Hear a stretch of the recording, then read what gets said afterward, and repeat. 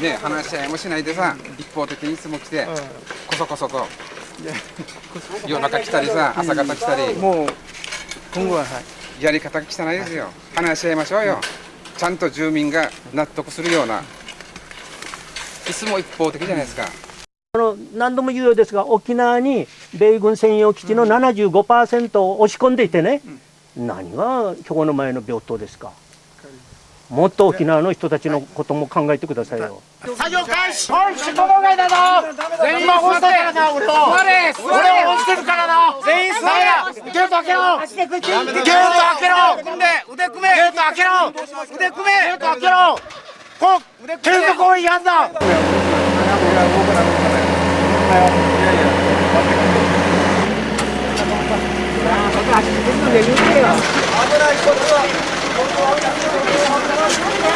米軍には土地取られてさ、あなた方にはこの山をな、めちゃくちゃにされてな、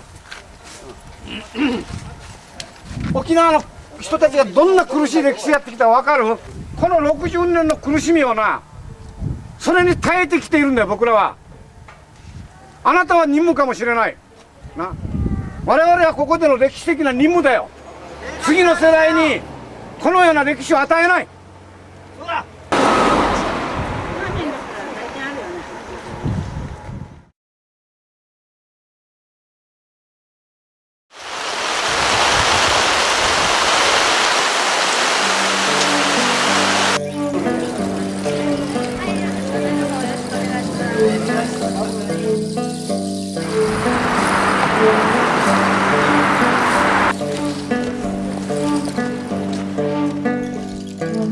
入場されるいつの間に来て警告板を設置しながら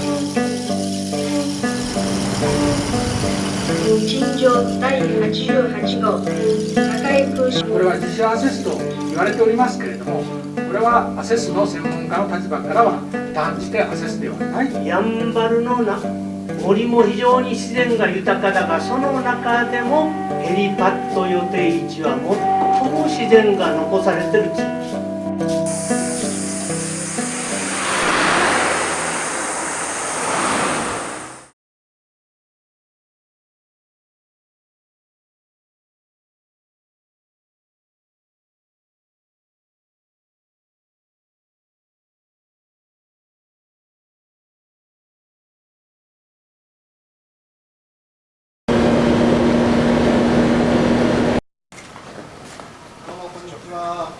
ぜひ、話し合いの場を持ってください。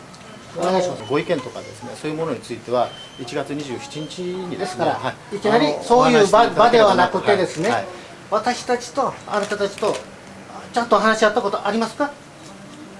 やりましょうよ。そういうことも含めてですね、1月にそういうことも含めて、それでいいんですけれども、役所にね、例えばそのなんであれ役所の判断で住民が違うんじゃないですかと、私たちの意見も聞いてくださいと来られたら、役割のそうですかとどうするじゃないの。玄関で入れもしない、帰れ帰れってあなた方何なのここは。本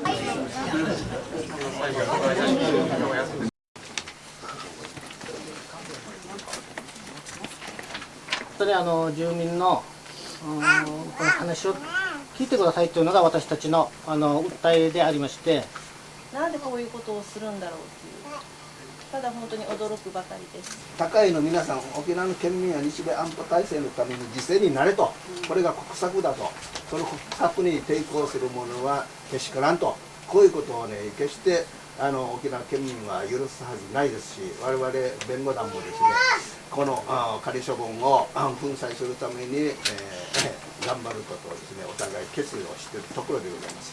通常の社会関係の中で弱者として権利が侵害される。だからこそ裁判所という国の機関の助力を得ることによって権利を確保するわけです。それが本来の裁判の在り方なんですね。国は今金と権力を使ってですね、その行政という権力の上に司法という権力を用いて自らのその強引なやり方を押し通そうとすると。それは本来の裁判所の利用の仕方じゃないわけです。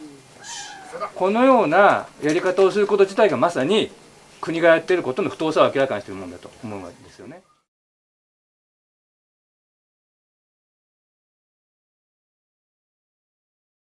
建設阻止まで高いの皆さんを支えながらともどもに頑張ろうではありませんか。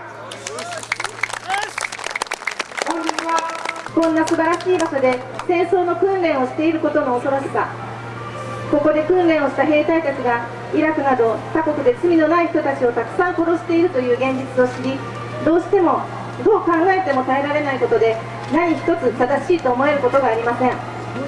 これは私たち高井区民のだけの問題では決してありません。私たちの静かな暮らしを守りたい、子どもたちを守りたい、豊かな自然を守りたい、沖縄を守りたい、そして戦争は絶対に嫌だ。